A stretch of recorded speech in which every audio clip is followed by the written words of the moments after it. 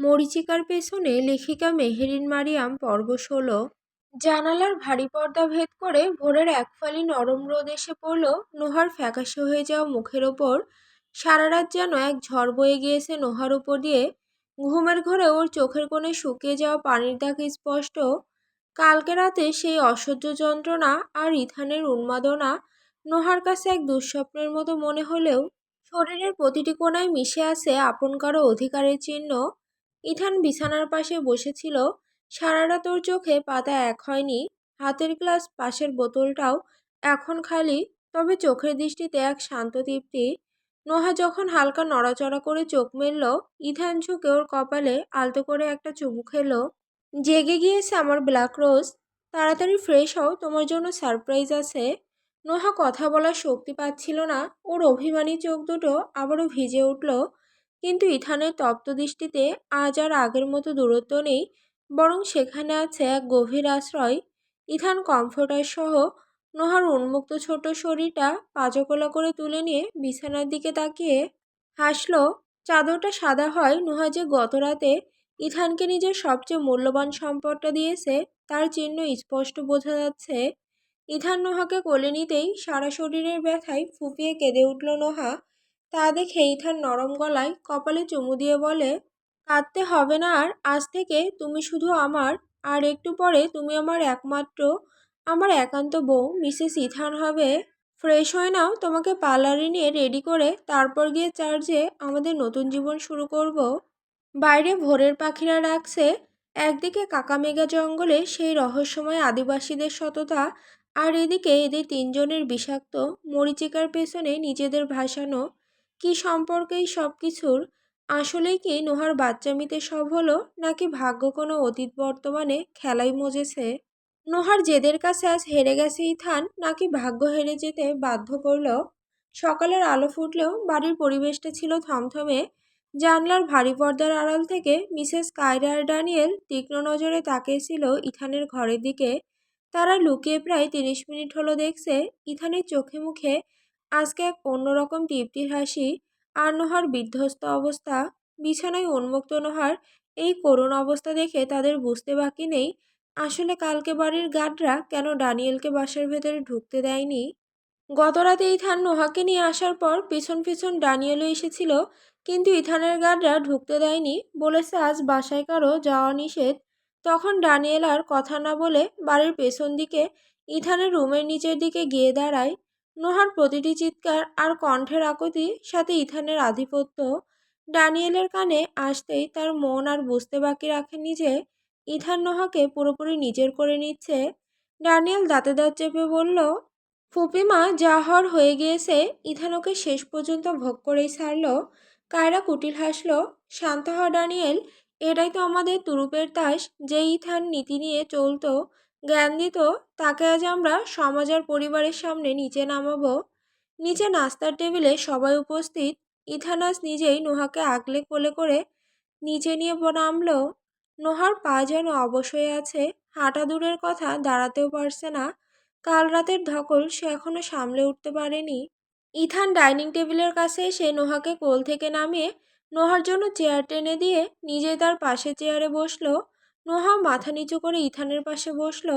নাস্তার প্লেট এগিয়ে দিতে দিতে মিসেস কায়রা বিদ্রুপের স্বরে বলে উঠল, কি ব্যাপার নোহা, সকাল সকাল মুখটা এত শুকনো কেন? কাল রাতে তো খুব ধকল গিয়েছে মনে হয়। আসলে দামি জিনিসের কদর তো মালিক ভালোই বোঝে। যে মেয়েকে ইথান হীরা পান্না দিয়ে সাজায়, তার থেকে তো উসুল সে করবেই। ভোগ না করলে কি আর কেউ এত বিলাসিতা দেয়? নোহার হাত থেকে চামচটা পড়ে গেল। নির্ঘাত শরীরটা খারাপ, না হলে এই মহিলাকে এমন জবাব দিত 7 দিন কথা বলার সাহস পেত না। নোহা মনে মনে ভাবে, ও তো চিন্তাও করেনি ইথান সব করে ফেলবে। এজন্যই হয়তো নোহাকে ইথান বারবার বলতো, নোহা এখনো ছোট, ইথানকে সামলাতে পারবে না। ইথান স্থির হয়ে বসে আছে, ওর চল শক্ত হয়ে উঠছে। কিন্তু যেহেতু এখনো বিয়েটা হয়নি, আর একটু পরে বিয়ে, তাই সে আর কিছু বলতে চায় না। সব কিছুর জবাব বিয়ে শেষে দিবে। তখনই নিকোলাস ডিসুজা সশব্দে কফির কাপটা রেখে গর্জে উঠল, সি ইথান, আমি ভাবতেও পারিনি তুমি এতটা নিচে নামবে। নোহা তোমার ছোট বোনের মতো, তোমার সাথে ইউভানো নোহাকে নিজের বোনের মতো মানুষ করেছে। আর তুমি নিজের সৎ বোনের সাথে রাত কাটালে। ইথান শান্ত গলায় বলল, রক্তের সম্পর্ক? আপনি তো ভালো করেই জানেন ওর সাথে আমার কোনো রক্তের টান নেই। আর ও আমার কি হয় সেটা আমি আর ও ভালো জানি। এবার মুখ খুলল নাওমি। সে ন্যাকামি মেশানো স্বরে বলতে শুরু করলো, আরে নিকোলাস, রাগ করে কি হবে? ইথান যুবক মানুষ, কম বয়সী সুন্দরী মেয়ে হাতের কাছে থাকলে কার না লোভ হয়? কিন্তু সমস্যা তো অন্য জায়গায়। নোহা এখন তো ব্যবহৃত। ওর তো আর আগের মতো সতীত্ব নেই। আর আমেরিকার মতো জায়গায় মানুষ তো এমনই হয়। হয়তো ইথান ছাড়াও অনেকের সাথে এসব ছিল। কিন্তু যখন মানুষ জানবে বাংলাদেশের টপ 3 বিজনেসম্যানের মধ্যে একজন তারই সৎ বোনের সাথে এসব করে, তখন কি হবে? নাওমি ইথানের দিকে তাকিয়ে কুটিল এক প্রস্তাব দিল। ইথান, তুমি যা করেছো তা চেপে যাওয়ার একটাই উপায়। নোহা এখন আর কিছু নেই। এসব জানলে সমাজ ওকে নষ্ট বলবে। তার চেয়ে ভালো নোহাকে ড্যানিয়েলের সাথে বিয়ে দিয়ে দাও। ড্যানিয়েল উদার মনের ছেলে। ও তোমার উচ্ছিষ্ট গ্রহণ করতে রাজি আছে। এতে তোমার কীর্তিও ঢাকা পড়বে। না হলে ধরো বাইরে জানলো এসব, তখন তোমার বিজনেসের কি হবে? ড্যানিয়েল তখন চেয়ারে হেলান দিয়ে বাঁকা হেসে নোহার দিকে তাকাচ্ছিল, যেন নোহা কোনো পণ্য যা এখন তার হাতে আসবে। কিন্তু ইথান হঠাৎ অট্টহাসি দিয়ে উঠল। সে হাসিতে কোনো খুশি না, ভয়ঙ্কর ধরনের শয়তানি হাসি ছিল, ছিল ধ্বংসের সংকেত। ইথান উঠে দাঁড়িয়ে টেবিলের ওপর রাখা কাচের জগটা সজোরে আছাড় দিয়ে ভেঙে চুরমার করে দিল। সবাই চমকে তাকালো। ইথান ধীর পায়ে ড্যানিয়েলের কাছে গিয়ে ওর কলার চেপে ধরে বলল, উচ্ছিষ্ট! ড্যানিয়েল, তুই কি জানিস কার সামনে দাঁড়িয়ে এই শব্দটা বলছিস? নোহা আমার কলিজা, আর তুই বলছিস ওকে তোর হাতে তুলে দিতে? ইথান কায়রার দিকে তাকিয়ে বলল, মা হয়ে নিজের মেয়ের জন্য এত নিচু প্রস্তাব দিচ্ছেন? আপনি ভেবেছেন নোহাকে দুর্বল করে আপনার আমার টাকায় জীবন পাড়ি দিবেন? ভুল। নোহা কাল রাতে যা ছিল আজ তার চেয়েও বেশি কিছু হবে। কারণ কাল রাত পর্যন্ত তার আমার সম্পর্কের সঠিক নাম ছিল না, কিন্তু আজ থেকে থাকবে। নিকোলাস চেঁচিয়ে উঠল, তুই কি বলতে চাচ্ছ? আর আমার ছেলের কলার ছাড়ো। ইথান পকেট থেকে একটা কাগজ বের করে টেবিলের উপর ছুঁড়ে দিল। সকাল 8টায় আমাদের রেজিস্ট্রেশনের সব প্রিপারেশন শেষ। বিকেলে আমাদের বিয়ে। নোহা আজকে থেকে আইনত আমার ওয়াইফ হবে। আর তোমাদের এই নোংরা কারসাজি আর একবার করলে বাড়ি থেকে ঘাড় ধাক্কা দিয়ে বের করে দিব। আর মিস্টার নিকোলাস ডিসুজা, আপনার ছেলে যে হাত দিয়ে নোহাকে ছোঁয়ার স্বপ্ন দেখেছিল, সেই হাত আমি আজই কেটে ফেলতে পারি। নোহার দিকে তাকে ইথান ওর হাত শক্ত করে ধরল। নোহা অবাক হয়ে ইথানের দিকে তাকিয়ে আছে। নোহা ভেবেছিল বিয়ের জন্য অন্য কোনো কারসাজি করতে হবে, কিন্তু ইথান নিজেই বিয়ের সব প্ল্যানিং করে ফেলছে। সে জানতো ইথান সবার সামনে তাকে প্রোটেক্ট করবে, কিন্তু বিয়ে এ তো সোনাই সোহাগা। ইথান গম্ভীর গলায় বলল, নোহা চলো। বলে নোহার হাত ধরে নোহাকে কোলে তুলে নিল। তারপর সোজা বাড়ি থেকে বেরিয়ে গেল। কায়রা, নিকোলাসে, ম্যারিকো, ড্যানিয়েল, নাওমি সবার মুখ ফ্যাকাশে হয়ে গেল। তাদের বোনা জালে তারা নিজেরাই আটকা পড়েছে। এদিকে নোহা খুশিতে শেষ। শুধু কালো না, রত্নমোট 7টি রত্ন ছিল পৌরাণিক সময়ের পৃথিবীতে। কালো রত্ন আগুন, লাভা, কয়লা, পাতাল; নীল রত্ন পানি, নদী, সমুদ্র; সাদা রত্ন বায়ু, মেঘ, বৃষ্টি; সবুজ রত্ন প্রকৃতি, উদ্ভিদ, প্রাণী; হলুদ রত্ন সূর্য, তাপ; বাদামি রত্ন মাটি, স্থিতিশীলতা; সোনালী রত্ন বিদ্যুৎ, ক্ষিপ্রতা। কিন্তু এই 7টির মধ্যে সবচেয়ে শক্তিশালী ছিল কালো রত্ন। পৌরাণিক 25,000 বছর আগের বর্ণনা মতে তখন পৃথিবী ছিল অন্যরকম। পৌরাণিক কিছু আদিবাসী পুস্তের মতে প্রায় 85,000 বছর আগে শুধু কালো রত্ন না, কালো রত্নের সাথে ঠিক একই সময়ে পৃথিবীর 7টি ভিন্ন জায়গায় 7টি উল্কাপিণ্ড পড়ে। আর এই 7টি ভিন্ন উল্কাপিণ্ড থেকে সৃষ্টি হয় 7টি ভিন্ন রত্ন। প্রায় 45-40 হাজার বছর আগে পৃথিবীর বিভিন্ন জায়গায় বসবাসকারী আদিবাসীরা ভিন্ন সময়ে এই রত্ন পায়। পৌরাণিক মতে এই একই সময় 7টি ভিন্ন রত্ন পৃথিবীতে দেবতারা পাঠিয়েছিল। আদিযুগের মানুষ মাটি, পানি, বায়ু, উদ্ভিদ, জীব, আগুন সবকিছুকে ব্যবহার কম, ধ্বংসের দিকে বেশি নিচ্ছিল। এতে পৃথিবী ধ্বংসের খুব কাছে চলে যাওয়ায় দেবতারা মানুষ জাতিকে মানুষের মিল ও বসবাস এবং এইসব তত্ত্বের রক্ষা শিখাতে এই 7টি রত্ন দ্বারা পৃথিবীকে একটি নতুন রূপ দেয়। এই 7টি রত্ন পৃথিবীকে নতুন করে সাজিয়ে তোলে। দেবতাদের আদেশে পৃথিবীকে 7টি ভাগে ভাগ করা হয়। অর্থাৎ তখন পুরো পৃথিবীতে ছিল 7টি রাজ্য, আর মাত্র 7 জন রাজা। এই 7 জন মিলে পুরো পৃথিবীকে নিয়ন্ত্রণ করত। এই ৭টি রাজ্য এবং সেই ৭ জন রাজা রানীদের ছিল নিজস্ব শক্তি। তাদের শক্তি ছিল সেই রত্ন, যার কাছে যেই রত্ন তার কাছে সেই ক্ষমতা এবং সেই রাজ্যের তত্ত্বের অনুযায়ী শক্তি। তখনকার পৃথিবীতে জাদুর পৃথিবীর ও বলা হয়েছে কিছু পুস্তকে। তখন পৃথিবীতে অগ্নিরাজ্য, সমুদ্র রাজ্য, বায়ু রাজ্য, প্রকৃতি রাজ্য, সূর্য রাজ্য, ভূমি রাজ্য, বিদ্যুৎ রাজ্য, এই ৭টি রাজ্য বা দেশ ছিল মাত্র। অগ্নিরাজ্যের কাছে ছিল কালোরত্ন আর আগুন, লাভা, কয়লা, পাতালের নিয়ন্ত্রণ শক্তি। সমুদ্র রাজ্যের কাছে ছিল নীলরত্ন আর পানি, নদী, সমুদ্রের সব নিয়ন্ত্রণ। বায়ু রাজ্যের কাছে ছিল সাদা রত্ন আর বায়ু, মেঘ, বৃষ্টির নিয়ন্ত্রণ। প্রকৃতি রাজ্যের কাছে ছিল সবুজ রত্ন আর প্রকৃতি, উদ্ভিদ, প্রাণীর নিয়ন্ত্রণ। সূর্য রাজ্যের কাছে ছিল হলুদ রত্ন আর সূর্য, তাপ, শক্তির নিয়ন্ত্রণ। ভূমি রাজ্যের কাছে ছিল বাদামি রত্ন আর মাটি, স্থিতিশীলতার নিয়ন্ত্রণ। বিদ্যুৎ রাজ্যের কাছে ছিল সোনালী রত্ন আর বিদ্যুৎ ক্ষিপ্রতার নিয়ন্ত্রণ। এসবের মধ্যে তখনকার সবচেয়ে ক্ষমতাশালী রাজ্য এবং পুরো পৃথিবীর মূল রাজত্ব ছিল অগ্নিরাজ্যের কাছে। আর এই ৭টি রাজ্য মিলেই পুরো পৃথিবীকে ধ্বংস থেকে রক্ষা করে ধীরে ধীরে পৃথিবীর মানুষকে নিয়মনীতি, আগুন, পানি, উদ্ভিদ, প্রাণী, মাটি, বায়ু, বিদ্যুতের সঠিক নিয়মে বেঁধে রেখেছিল। সাথে পুরো পৃথিবীর মানুষকে সঠিক বসবাসের নিয়ম শেখাচ্ছিল। তখনকার পৃথিবী ছিল এক ছোট্ট স্বর্গ। সবাই মিলে, সব তত্ত্বের শক্তি মিলে সবকিছুকে অবিশ্বাস্য সুন্দর করে সাজানো ছিল। আর প্রতিটি মানুষের সেভাবেই সুখের জীবনযাত্রা চলছিল। কিন্তু এসব রাজ্যে যেমন ছিল সুখ, তেমনই কঠিন নিয়ম। আর নিয়ম ভঙ্গের শাস্তি হতো সোজা মৃত্যু। সেই নিয়ম ভঙ্গকারী যদি স্বয়ং রাজা হতো, তাও ছাড় দেওয়া হতো না। তখনকার পৃথিবীর নিয়ম শক্তিরত্ন আর মিলনের তৈরি একখণ্ড সুখের স্বর্গ ছিল। এতটুকু বলেই বৃদ্ধ লোকটা ক্লান্ত হয়ে নীল চোখের মানবের কাছে একটু পানি চাইল। নীল চোখের লোকটি একজন গার্ডকে ইশারা করতেই সেই গার্ড বৃদ্ধকে পানি দিল। সাদা ধবধবে গাউন, হাঁটু সমান খোলা চুল, মুখে হালকা সাজে চার্চের গেটে দাঁড়িয়ে আছে নোহা। আর ঠিক তার সামনে চার্চের ফাদারের সাথে কালো স্যুট পরা ইথান দাঁড়ানো। সময়টা বিকেল 5টা হবে হয়তো। ইথানের পাশে সাক্ষী হিসেবে দাঁড়িয়ে আছে ওর ছোটবেলার সবচেয়ে কাছের সেই বন্ধু রায়ান আর তার পরিবার, যার বাবা ইথানকে সাহায্য করেছিল আর এখনও ইথানের বাংলাদেশের বিজনেস সামলায়। রায়ানের স্ত্রী নোহার দিকে তাকিয়ে এক চিলতে হাসি দিল। চার্চের চারপাশে কালো পোশাকধারী গার্ড দিয়ে ভরা। ইথানি তাদের কড়াভাবে নিষেধ করেছে, আজ এই চার্চে সাধারণের ঢোকা নিষেধ। নোহা ধীর পায়ে গিয়ে ইথানের মুখোমুখি দাঁড়ালো।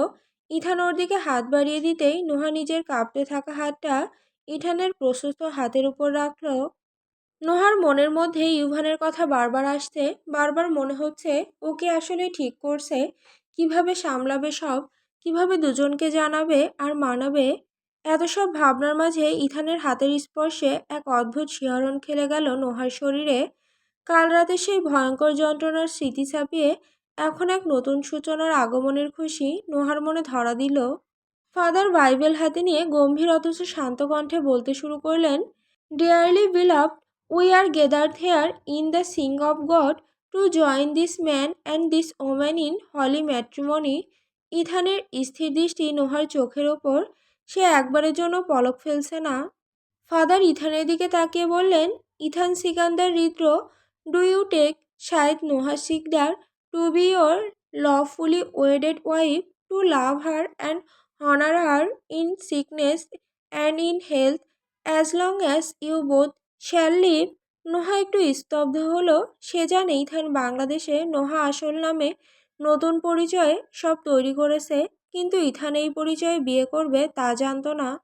কিন্তু ধরতে গেলে সৈয়দ নোহা শিকদার আর ইসাবেলা নোহা উইকান্দ দুইটাই নোহার আসল পরিচয়। তাই নোহা চুপ রইল।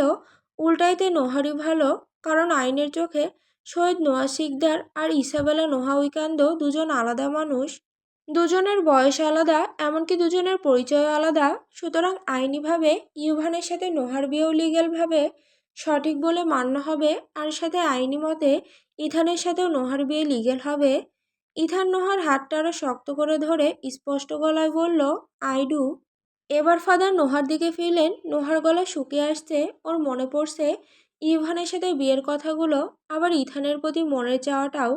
নোহা বুঝল এই মানুষ দুইটা ছাড়া তার অস্তিত্ব মরুভূমির মরীচিকার মতোই অর্থহীন। ফাদার জিজ্ঞেস করলেন, Syed Noa Shikdar, do you take Ethan Sikandar Hridra to be your lawfully wedded husband? Noha ইথানের চোখে চোখ রেখে কাঁপা কাঁপা ঠোঁটে বলল, আই ডু। ইথান এবার পকেট থেকে একটি ছোট মখমলের বাক্স বের করে তার ভেতরে ঝকঝক করছে ব্লু ডায়মন্ডের একটি আংটি। ইথান আংটিটা নোহার আঙুলে পরিয়ে দিতে দিতে ফিসফিস করে বলল, আজ থেকে তুমি শুধু আমার ব্ল্যাক রোজ, আমার মিসেস নোহা সিকান্দার। তুমি আমার অস্তিত্বের অংশ। কেউ আমাদের আলাদা করতে পারবে না। ফাদার মুচকি হেসে বললেন, by the power vested in me, I now pronounce your husband and wife, you may kiss the bride. Ethan দুই হাতে নোহার মুখটা তুলে ধরল। ওর কপালে এক দীর্ঘ চুমু খেলো। নোহার চোখ বন্ধ হয়ে এলো। এক ফোঁটা আনন্দের জল গড়িয়ে পড়ল ওর গাল দিয়ে।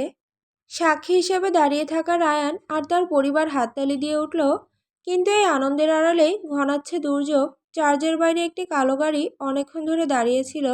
গাড়ির কাছ নামাতেই দেখা গেল এক কালো পোশাকধারী লোক কাউকে ফোন করে কিছু বলছে। সন্ধ্যা ঘনিয়ে আসতে ইথান নোহাকে নিয়ে চার্চ থেকে বের হয়ে রায়ান আর তার পরিবারের থেকে বিদায় নিয়ে সোজা গাড়িতে উঠল। গাড়িটা বাড়ির দিকে না গিয়ে শহর ছেড়ে দূরে এক নির্জন রিসর্টের দিকে চলতে শুরু করলো। নোহা অবাক হয়ে জিজ্ঞেস করলো, আমরা বাড়ি যাচ্ছি না? ইথান নোহার গাড়ে এক হাত দিয়ে নেশাতুর গলায় বলল, আজকের রাতটা শুধু আমাদের, আর বাসর রাতে ভেজাল চাই না। এমনিতেও কালকে বাড়িতে কেউ ছিল না, তাই তোমার কান্না চিৎকার কেউ শোনেনি। আজকে সবাই আছে এই বেসামালামিটাকে সহ্য করতে, যেই চিৎকারগুলো করবে আমি চাই না তা অন্য কেউ শুনুক। গাড়ি রিসোর্টের সামনে এসে থামতেই ইথান বের হয়ে নোহাকে কোলে তুলে নিয়ে সোজা গিয়ে মাস্টার বেডরুমে প্রবেশ করলো। রুমের একদিকের দেওয়াল সম্পূর্ণ কাচের, যেখান থেকে বাইরের অন্ধকার প্রকৃতি আর চাঁদের আলো স্পষ্ট দেখা যাচ্ছে। ইথান নোহাকে বিছানার নরম চাদরের ওপর আলতো করে নামিয়ে দিল। সাদা গাউনে নোহাকে ঠিক এক মিষ্টি পরীর মতো লাগছে। ইথান নিজের কোটটা খুলে মেঝেতে ছুঁড়ে ফেলে দিয়ে নোহার উপর ঝুঁকে দাঁড়ালো। নিজে দুহাতে নোহার চুলে বিলি কেটে দিতে দিতে নেশাতুর গলায় বলল, কাল রাতে তুমি আমার ছিলে শুধু তোমার জেদের কারণে, কিন্তু আজ তুমি আমার কারণ ওয়াইফ। আর আজকে কোনো না, থামো, পারবো না, ছাড়ো, এগুলো শুনতে চাই না, কারণ এটা আমার হক। আজকে শুধু থাকবে ভালোবাসা, আমি শুধু এটাই চাই। নোহা লজ্জায় চোখ বুজে ফেলল। ইথান ওর পাশে বসে। ইথানের তপ্ত নিঃশ্বাস ওর ঘাড়ের উপর পড়তেই শিরশির করে উঠল সারা শরীর। ইথান ধীর হাতে নোহার গাউনের পেছনে জিপারটা টেনে নামালো। কাঁধ থেকে সাদা লেসের কাপড়টা খসে পড়তেই নোহার দুধে আলতা শরীরের ওপর চাঁদের আলো এসে লুটিয়ে পড়ল। ইথান নোহার কানের লতিতে ঠোঁট ছুঁয়ে গাঢ় স্বরে বলল, তোমাকে এতটা সুন্দর কেন হতে হলো নোহা? আমার প্রতিটা শিরা উপশিরায় আজ শুধু তোমার নামে উন্মাদ হতে চাই। ইথানের চুমুগুলো এখন ধীরে ধীরে নোহার কপাল, চোখ আর নাকের ডগায় আদর এঁকে দিতে লাগলো। ধীরে ধীরে সেই অধরের ছোঁয়া নেমে এলো নোহার বুকের বাঁদিকে, সেই নিষিদ্ধ জায়গাটায় যেখানে হৃৎপিণ্ডটা পাগলের মতো ধুকপুক করছে। ইথানের হাত দুটো এখন নোহার উন্মুক্ত পিঠে এক মায়াবী ছন্দ বিচরণ করতে ব্যস্ত। নোহা ইথানের কলারটা শক্ত করে চেপে ধরল। ওর মুখ দিয়ে এক অস্ফুট আর্তনাদ বেরিয়ে এলো, ইথান, আমি মরে যাব, আজকে না। ইথান কোনো উত্তর দিল না। ও আজ নোহাকে নিজের বলিষ্ঠ শরীরে বেঁধে নিয়েছে। ইথানের প্রতিটি পেশি যখন নোহার নরম শরীরের সাথে মিশে যেতে চাইল, তখন নোহা বুঝল আজকে ছাড়া পাওয়া সম্ভব না। রুমের আলো আধারিতে তাদের ছায়াগুলো এক হয়ে মিশে গেল। নোহাকে বিছানায় ফেলে ইথান নোহার দুই হাত মাথার উপরে চেপে ধরে ওর ঠোঁটে নিজের ঠোঁট ডুবিয়ে দিল। সেই নোহার মনে হতে লাগলো ইথান যেন নোহার সমস্ত ভালোবাসা শুষে নিচ্ছে। ইথানের এক হাত নোহার বুকের বক্ষভাজের খাজে গিয়ে ব্যস্ত হতেই নোহার চোখ মুখ হিসে আবেশে কুঁকড়ে উঠল। সেই হাতের ব্যস্তর গভীরতা বুঝিয়ে দিচ্ছিল ইথানের ভেতরের অধিকারবোধ কতটা উগ্র। ইথান ঠোঁট সরাতেই নোহা জোরে জোরে শ্বাস নিতে শুরু করলো, কিন্তু ইথান ওকে সময় দিল না। ও মুখ নামিয়ে আনলো নোহার মসৃণ পেটের ওপর। সেখানে ওর তপ্ত ওষ্ঠের কারুকাজ শুরু হতেই নোহার সারা শরীরে এক শিহরণ বয়ে গেল। ইথানের ওষ্ঠ যখন ধীরে ধীরে পেটের কেন্দ্রবিন্দু থেকে নিচে আরও গভীরে বিচরণ করতে শুরু করলো, তখন নোহা আর নিজেকে সামলাতে পারল না। ও বিছানার চাদর খামচে ধরে ছটফট করতে লাগলো, ইথান, মরে যাব আমি, আর না। নোহার অবাধ্য ঘুঙানি ইথানের কানে যেন সুরের মতো বাজলো। ইথান এবার নোহার ওপর পুরো শরীর এলিয়ে দিয়ে ওর উপর ঝুঁকে পড়ল। ধীরে ধীরে উন্মাদ হতে শুরু করলো। ইথানের উন্মাদনা চরমে যাচ্ছে। ও নোহার কাঁধে নিজের একটা লাভ বাইট দিল, এক গভীর ভালোবাসার চিহ্ন এঁকে দিল। নোহার চিৎকার আর কান্নার শব্দ যখন পুরো রুমে প্রতিধ্বনিত হচ্ছিল, ইথান তখন এক পৈশাসিক শান্তিতে হাসল। নোহার এই অসহায়ত্ব, নোহার এই তীব্র কান্না ইথানকে আরো বেশি উত্তেজিত করে তুলল। নোহা যন্ত্রণায় ডুকরে কেঁদে উঠল, ইথান, তুমি আমায় মেরে ফেলবে, ছাড়ো আমায়। কিন্তু ইথান যেন আজ অন্য কোনো জগতের মানুষ। নোহার অশ্রুসিক্ত চোখের দিকে তাকিয়ে আরো নিষ্ঠুরভাবে ওকে নিজের সাথে পিষে দিল। তো মরে যাও, গলে যাও, মরে যাও, শেষ হয়ে যাও, আমার জন্য যা হওয়ার হয়ে যাও, তাও তোমার সার নেই ব্ল্যাক রোজ। নোহার কান্না ইথানের ভেতরের মাফিয়া সত্তাকে তৃপ্তি দিল। সে আজ আরও উন্মাদ হবে তার ব্ল্যাক রোজের, আজ সম্পূর্ণভাবে তার কবজায়, তার বাহুবন্ধনে পিষ্ট। সারা রাত ধরে চলল সেই উন্মত্ত ভালোবাসা, যেখানে যন্ত্রণার সাথে মিশেছিল এক অদ্ভুত চরম সুখ। ভোর 5টা, নোহা নিস্তেজ হয়ে ইথানের বুকের উপর পড়ে আছে। ওর চোখের নিচে কালচে ছায়া আর ঠোঁটগুলো ফুলে লাল হয়ে আছে। ইথান শান্তভাবে নোহার চুলে হাত বুলিয়ে দিচ্ছে।